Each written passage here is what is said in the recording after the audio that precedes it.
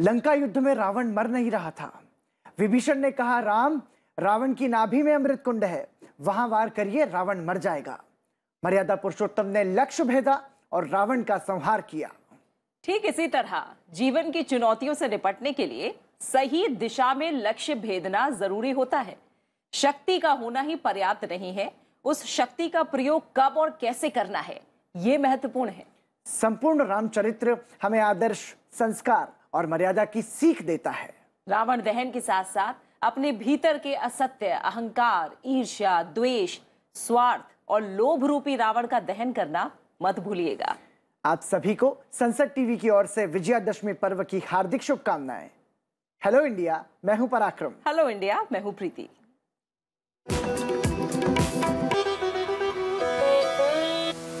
और आइए शुरुआत करते हैं बड़ी राष्ट्रीय खबरों के साथ। प्रधानमंत्री नरेंद्र मोदी आज वीडियो कॉन्फ्रेंसिंग के माध्यम से 7 नई रक्षा कंपनी राष्ट्र को समर्पित करेंगे। केंद्र ने आयुध निर्माण बोर्ड को सरकारी विभाग से बदलकर 100% सरकारी स्वामित्व वाली 7 कंपनी बनाने का फैसला किया है। रक्षा मंत्रालय इस कार्यक्रम को आयोजित कर रहा है। इसका उद्देश्य कार्यक्षमता और दक्षता बढ़ाना है और नवाचार की नई संभावनाओं के द्वार खोलना भी है। प्रधानमंत्री नरेंद्र मोदी आज वीडियो कॉन्फ्रेंसिंग के जरिए गुजरात के सूरत में एक छात्रावास के पहले चरण के भूमि पूजन समारोह में भाग लेंगे। सौराष्ट्र पटेल सेवा समाज द्वारा संचालित छात्रावास में करीब 1,500 छात्रों के रहने की व्यवस्था होगी। इसके अलावा इसमें एक पुस्तकालय भी होगा। राष्ट्रपति रामनाथ कोविंद लद्दाख और जम्मू कश्मीर के 2 दिवसीय दौरे पर हैं। आज राष्ट्रपति द्रास में युद्ध स्मारक पर आयोजित विजयादशमी समारोह में शामिल होंगे।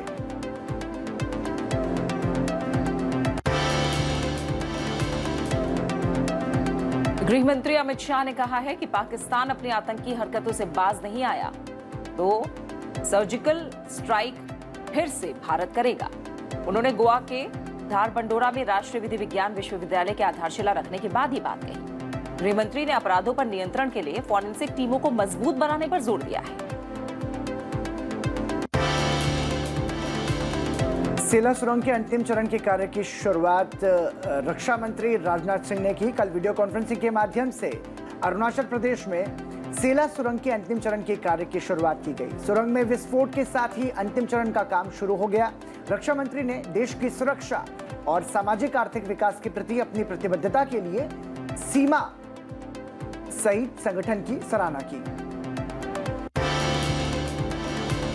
लोकसभा अध्यक्ष ओम बिरला अपने संसदीय क्षेत्र के प्रवास पर आज से हैं। कोटा बूंदी के 3 दिवसीय प्रवास के दौरान बूंदी जिले का आज वो दौरा करेंगे। लोकसभा अध्यक्ष केशोर पाटन विधानसभा क्षेत्र के गोंडोली गांव में गौशाला का उद्घाटन करेंगे और गिंडोली गांव में ही प्रबुद्धजनों से मुलाकात भी करेंगे। उपभोक्ता कार्य राज्य मंत्री अश्विनी कुमार चौबे ने वैश्विक मानकों के कार्यान्वयन के महत्व पर जोर दिया। विश्व मानक दिवस के अवसर पर आयोजित डिजिटल समारोह में उपभोक्ता कार्य राज्य मंत्री ने कहा कि श्रेष्ठ वैश्विक मानकों के कार्यान्वयन से लघु और मध्यम उद्यमों के लिए राष्ट्रीय और अंतर्राष्ट्रीय बाजारों में पहुंच बढ़ेगी।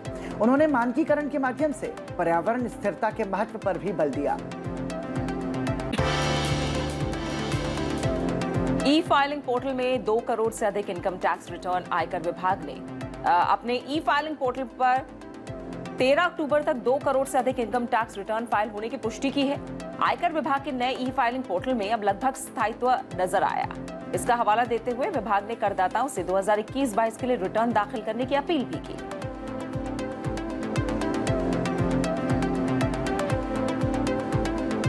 और अब नजर डालते हैं NAWS यानी कि राज्यों से आई हुई सुर्खियों पर।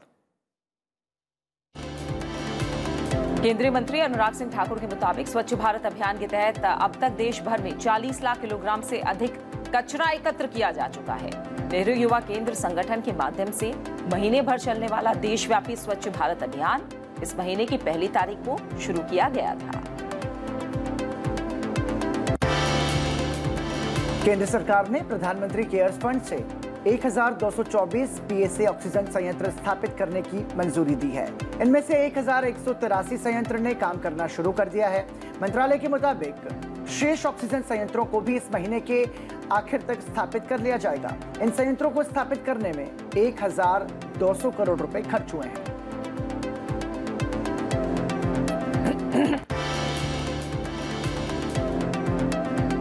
तमिलनाडु के मुख्यमंत्री एम के स्टालिन ने स्थानीय निकाय चुनाव में डीएमके की शानदार जीत के लिए जनता का आभार जताया है। चेन्नई में चुनाव जीतने वाले प्रतिनिधियों से मुलाकात के दौरान उन्होंने कहा, ये जनता से किए गए वादों को पूरा करने का प्रमाण है। मध्य प्रदेश हाईकोर्ट के नए चीफ जस्टिस रवि विजय कुमार मलिश ने पद और गोपनीयता की शपथ ली। राजभवन में आयोजित शपथ ग्रहण समारोह में राज्यपाल मंगूभाई पटेल ने उन्हें शपथ दिलाई। इस दौरान मुख्यमंत्री शिवराज सिंह चौहान भी मौजूद रहे।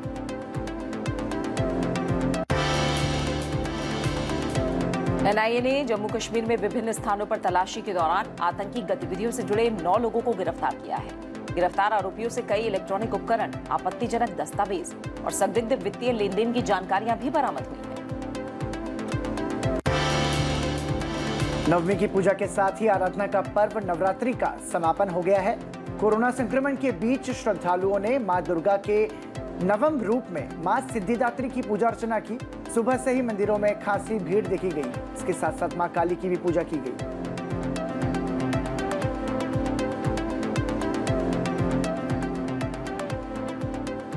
और आइए अब दुनिया भर की बड़ी खबरों पर नजर डालते हैं। देखते हैं अंतर्राष्ट्रीय सुर्खियां।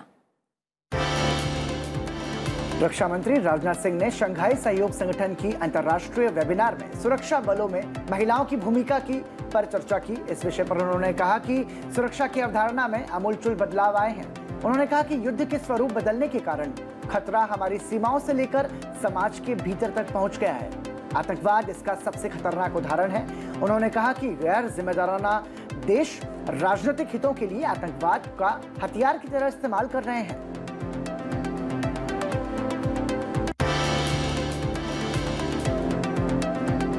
प्रमुख सेनाध्यक्ष एमएम नरवणे श्रीलंका के दौरे पर हैं, जहां उन्होंने प्रधानमंत्री महिंदा राजपक्षे से मुलाकात की। इस मौके पर उन्होंने भारत और श्रीलंका के बीच रक्षा सहयोग बढ़ाने पर चर्चा की। जनरल नरवणे 16 अक्टूबर तक श्रीलंका के दौरे पर रहेंगे। विश्व स्वास्थ्य संगठन ने कोविड-19 की उत्पत्ति और भावी संक्रमणों का पता लगाने के लिए वैज्ञानिक सलाहकार समूह गठित करने की घोषणा की है। नोवेल पैथोजोइड से जुड़े संगठन के वैज्ञानिक सलाहकार समूह में अमेरिका, चीन समेत 26 दूसरे देशों के 2 दर्जन वैज्ञानिक शामिल होंगे। यह समूह पता लगाएगा कि किस प्रकार नोवेल कोरोना वायरस ने मनुष्य को संक्रमित किया। दक्षिणी ताइवान के काओशुंग शहर में 13 मंजिला एक इमारत में आग लगने की घटना में जान गंवाने वालों की संख्या बढ़कर 46 हो गई है। लगभग 41 लोग इस आग से झुलस गए हैं, जिन्हें अस्पताल में भर्ती कराया गया है। दमकल विभाग के अधिकारियों के मुताबिक आग इतनी तेजी से फैली कि इसने उस इलाके के एक बड़े हिस्से को अपनी गिरफ्त में ले लिया। ये आग कैसे लगी, कारणों का पता लगाया जा रहा है।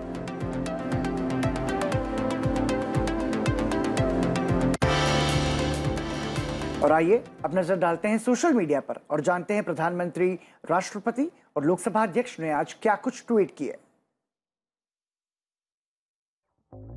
प्रधानमंत्री नरेंद्र मोदी ने आज देशवासियों को विजयादशमी के पावन अवसर पर शुभकामनाएं दी। प्रधानमंत्री ने मिसाइल मैन के रूप में विख्यात देश के पूर्व राष्ट्रपति डॉक्टर एपीजे अब्दुल कलाम को उनकी जयंती पर सादर नमन किया।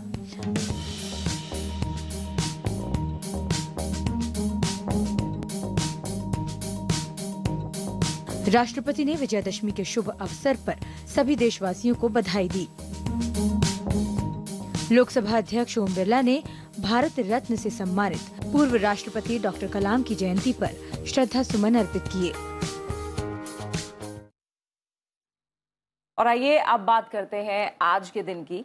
और आपसे आपके जहन में ये सवाल जरूर आता होगा कि हाथ धोने पर इतना जोर क्यों दिया जाता है। क्या आप जानते हैं कि हमारे शरीर को गंदगी से जो होने वाली 70% बीमारियां हैं, वो हम एक तरह से कह सकते हैं कि वो गंदगी की वजह से होती हैं, या फिर एक तरह से कहें हाथ ना धोने की वजह से होती हैं। और कहीं ना कहीं पराक्रम, कोविड काल में हमें हाथ धोने की जो अहमियत है वो और ज्यादा पता लगी है। बिल्कुल, क्योंकि हाथ किस तरीके से धोना है, कैसे धोना है और उसका महत्व क्या कुछ है, ये मुझे लगता है कि भारत ही नहीं बल्कि पूरी दुनिया ने इस कोरोना संक्रमण के दौरान सीखा और समझा। और इसी के तहत प्रीति हम ये देख रहे हैं कि बहुत सारे स्कूलों में गवर्नमेंट ने ये इनिशिएटिव लिया है कि वो स्कूल्स में बच्चों को किस तरीके से हाथ धोना है ये सिखाते हैं, स्ट्रीट ट्रेनिंग देते हैं। इसका बहुत महत्व है। बिल्कुल, तो आइए जानते हैं कि क्या है सही तरीके से हाथ धोने का एक तरह से तरीका, और ग्लोबल हैंड वॉशिंग डे आखिर क्यों मनाया जाता है। कोरोना काल में हम सभी लोगों ने हाथों की सफाई के महत्व को बखूबी समझा है। कोरोना संक्रमण से बचाव के लिए सबसे प्रभावी तरीका ठीक तरह से हाथों को धोना है। इससे संक्रमण का खतरा काफी हद तक कम हो जाता है। WHO ने भी कोविड महामारी को रोकने और नियंत्रित करने के लिए हाथों की स्वच्छता का लक्ष्य रखा है। डॉक्टर कहते हैं कि हमारे हाथों में न जाने कितने सूक्ष्म कीटाणु छिपे होते हैं, जिसकी तमाम वजह हो सकती है। ये कीटाणु गंदे हाथों से खाने पीने से शरीर में पहुंच जाते हैं और बीमारियों को जन्म देते हैं। तो इस जरूरी विषय पर जागरूकता बढ़ाने के लिए हर साल 15 अक्टूबर को ग्लोबल हैंड वॉशिंग डे मनाया जाता है। बीमारियों के खात्मे और हाथों की साफ सफाई के बीच सीधा रिश्ता होता है। ये दिवस इस सच्चाई को उजागर करता है। इसकी शुरुआत वर्ष 2008 में ग्लोबल हैंड वॉशिंग पार्टनरशिप द्वारा की गई थी। तो ग्लोबल हैंड वॉश डे पर बहुत जरूरी है कि हम भी सही तरीके से हाथ धोएं और अपने जो बच्चे हैं उनको भी हम सही तरीका सिखाएं कि हाथ कैसे धोना है। और बिल्कुल हम तमाम बीमारियों को अपने से दूर रख सकते हैं इसके जरिए। और बात करते हैं आज के एक और खास दिन की। क्या आप जानते हैं कि अलग अलग महापुरुषों के जो विचार हैं वो उनके जीवन में उनकी सीख से बहुत सारे लोगों को बहुत कुछ सिखा जाते हैं। देश का सबसे अच्छा दिमाग क्लासरूम की आखिरी बेंच पर मिल सकता है। ब्लैक कलर भावनात्मक रूप से बुरा होता है, लेकिन हर ब्लैक बोर्ड स्टूडेंट्स की जिंदगी को ब्राइट बना देता है। बिल्कुल, ये विचार है महान वैज्ञानिक भारत के पूर्व राष्ट्रपति डॉक्टर अब्दुल कलाम के। आज कलाम साहब का जन्मदिन भी है और डॉक्टर कलाम की याद में उनके जन्मदिन पर विश्व छात्र दिवस भी मनाया जाता है। विश्व विद्यार्थी दिवस 15 अक्टूबर को मनाया जाता है। सन 2010 में संयुक्त राष्ट्र ने हर वर्ष 15 अक्टूबर को भारत के पूर्व राष्ट्रपति डॉक्टर APJ अब्दुल कलाम के जन्म दिवस पर विश्व विद्यार्थी दिवस मनाने की घोषणा की। ये ऐलान उनके द्वारा विज्ञान और तकनीक में दिए गए शानदार योगदानों को देखते हुए किया गया। डॉक्टर APJ अब्दुल कलाम एक वैज्ञानिक, उच्च कोटि के बुद्धिजीवी और एक उम्दा शिक्षक थे। अपने विचारों से इन्होंने लाखों छात्रों के जीवन को प्रभावित किया। डॉक्टर कलाम सभी विद्यार्थियों के लिए आदर्श थे। तमिलनाडु के एक छोटे से गांव से उन्होंने कड़ी मेहनत के बल पर देश के सबसे ऊंचे संवैधानिक पद तक का सफर तय किया। इनकी इन्हीं असाधारण उपलब्धियों के चलते इनके जन्मदिन को विश्व विद्यार्थी दिवस के रूप में मनाना तय हुआ। डॉक्टर APJ अब्दुल कलाम सभी वर्गों के छात्रों के लिए एक प्रेरक और मार्गदर्शक की भूमिका निभाते रहे। एक छात्र के रूप में इनका खुद का जीवन काफी चुनौतीपूर्ण था। इन्होंने तमाम कठिनाइयों और चुनौतियों का सामना किया, लेकिन सच्ची लगन और दृढ़ इच्छा शक्ति के कारण ये जीवन में हर तरह की बाधाओं को पार करने में सफल रहे और भारत के 11वें राष्ट्रपति बने।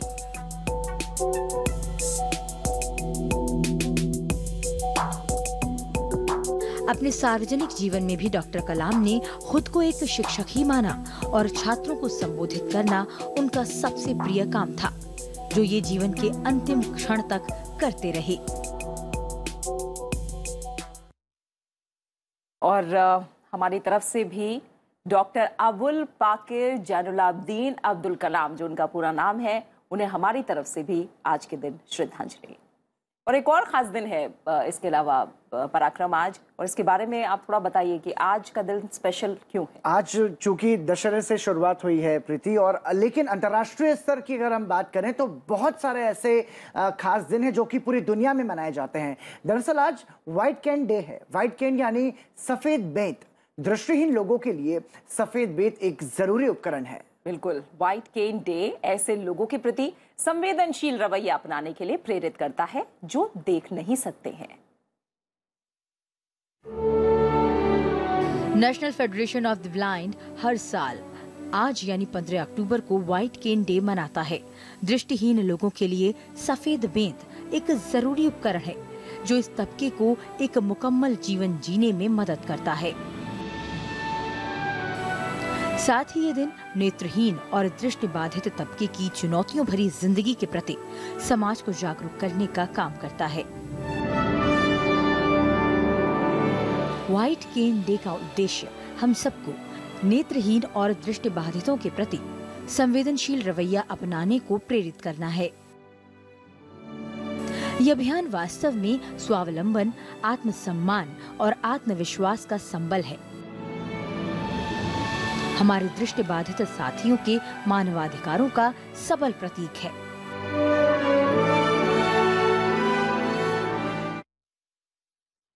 कहते हैं जब एक माँ अपने शिशु को जन्म देती है तब उस माँ का दूसरा जन्म होता है। एक समय था जब भारत की मातृ शिशु मृत्यु दर पूरी दुनिया में सबसे ज्यादा थी, लेकिन सामूहिक प्रयासों से भारत में अब इसे नियंत्रित किया गया है। आज गर्भावस्था और शिशु हानि स्मरण दिवस भी है। इस दिन को मनाने की शुरुआत कब हुई और इसे मनाने का उद्देश्य क्या है, आइए देखते हैं इस रिपोर्ट में। एक शिशु को खोना बहुत ही दुखद होता है। एक ऐसी असहनीय पीड़ा जो ताउम्र याद रहती है। तो ऐसे बच्चे जिनकी मृत्यु जन्म से पहले हो जाती है, उनकी याद में हर साल 15 अक्टूबर को कई देश गर्भावस्था और शिशु हानि स्मरण दिवस मनाते हैं। इसे मनाने की शुरुआत संयुक्त राज्य अमेरिका और कनाडा में 15 अक्टूबर 2002 से हुई थी। और आइए आगे बढ़ते हैं और आपको बता देते हैं कि संसद टीवी पर आज कौन से खास कार्यक्रम हैं जो प्रसारित होने वाले हैं। हेलो इंडिया के बाद सुबह 9 बजे आप संसद टीवी पर देखिए हमारा खास कार्यक्रम द चेंज मेकर्स। और शाम के वक्त खास कार्यक्रमों की बात करें तो शाम 7 बजे आप देख सकते हैं हमारा विशेष कार्यक्रम मुद्दा आपका। शाम 7:30 बजे आपके सांसद आप देख सकते हैं संसद टीवी पर। रात 8 बजे देखिए दिन भर की बड़ी खबरों पर आधारित हमारा खास बुलेटिन आज की खबर। रात 9 बजे डिप्लोमेटिक डिस्पैच आप संसद टीवी पर जरूर देखिए। और रात 9:30 बजे आपके लिए हम लेकर आएंगे हमारा विशेष कार्यक्रम पर्सपेक्टिव।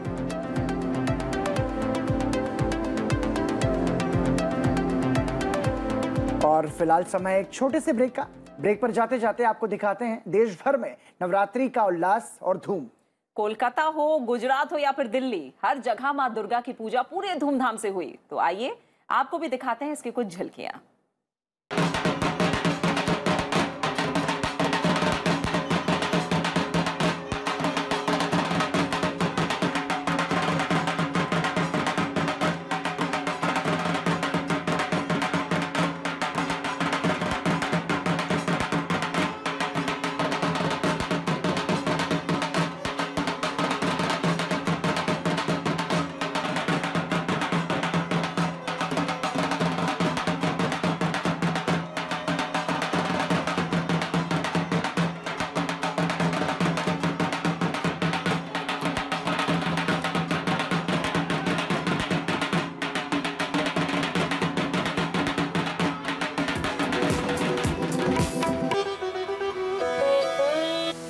एक व्यक्ति अपने बच्चे की लाश लेके बैठा है और संस्कार करने के पैसे नहीं है। हमने उस बच्चे का संस्कार करवाया और एक पहल की, क्यों ना हम खुद ये सेवा करें।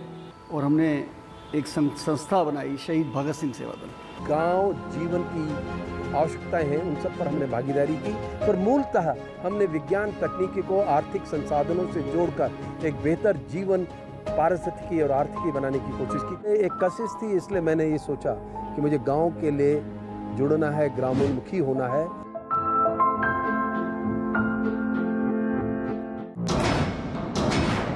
What is India's perspective on global issues? How is India navigating its bilateral and multilateral relations? How do we decode foreign policy? And what is the impact India is having on the world?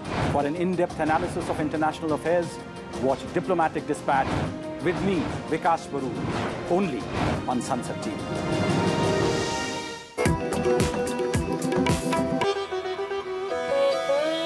Hello India, ब्रेक के बाद एक बार फिर आपका स्वागत। और अब बात आज के इतिहास की। आइए जानते हैं आज के दिन से जुड़े इतिहास के बारे में और आपको बताते हैं कि इतिहास के पन्नों में 15 अक्टूबर के नाम क्या खास घटनाएं दर्ज है।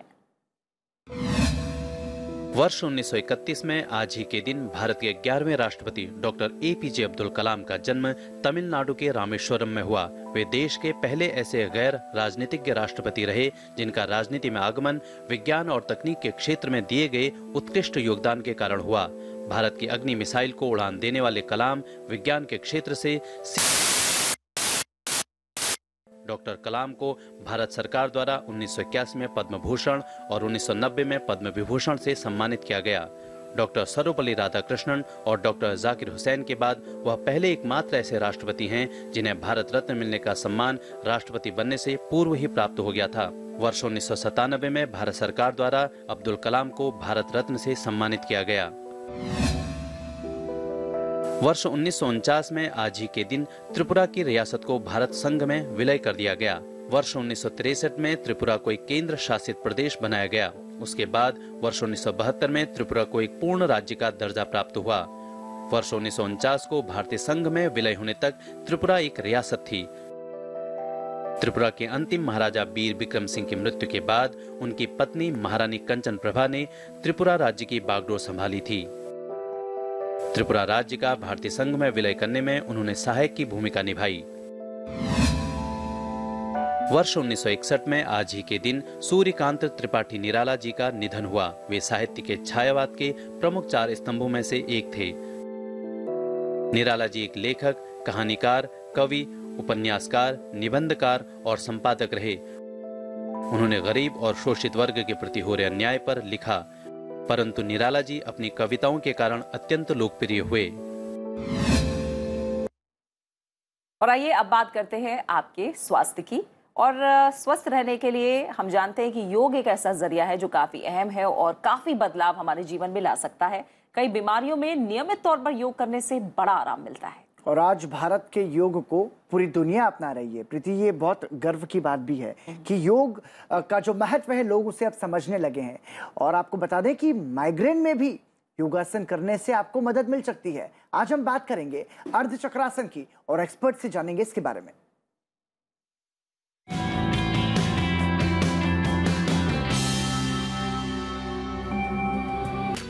अगला अभ्यास अर्ध चक्रासन। दोनों पैरों में कंधे के जितना अंतर दें। अपने दोनों हाथों को कमर के बगल में रखें। उंगलियां आगे, अंगूठा पीछे की ओर।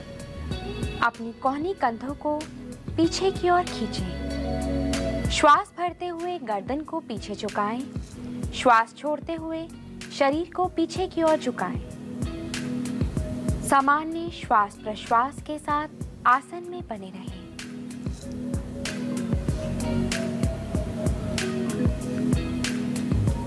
श्वास भरते हुए धीरे से गर्दन को वापस लाएं और श्वास छोड़ते हुए भुजाओं को पूर्व स्थिति में ले आएं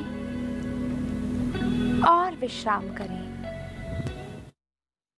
तो हमने देखा पराक्रम की ये आसान सा एक आसन है जो बातें एक्सपर्ट ने बताई हैं उनका जरूर ध्यान रखना और उस तरह से चक्रासन करना। और माइग्रेन की अगर हम बात करें तो माना यह जाता है कि माइग्रेन जो है उस पर दवा भी बहुत ज्यादा असर नहीं करती है, लेकिन योग के जरिए उस पर भी काबू पाया जा सकता है। बिल्कुल, लेकिन प्रीति यहाँ पर बहुत समझने वाली बात यह है कि आप एक दिन योग करके फिर आप उसके सकारात्मक परिणाम नहीं देख सकते। इसके लिए बहुत जरूरी है कि आप इसको कंटिन्यू रखें, मतलब आप इसको अपनी नियमित जो आपकी दिनचर्या है उसका एक हिस्सा बनाएं। बिल्कुल।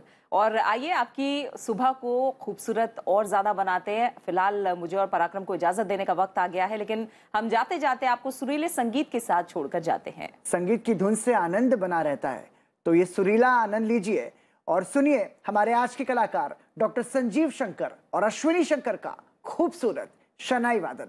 मुझे और प्रीति को दीजिए इजाजत। नमस्कार। नमस्कार।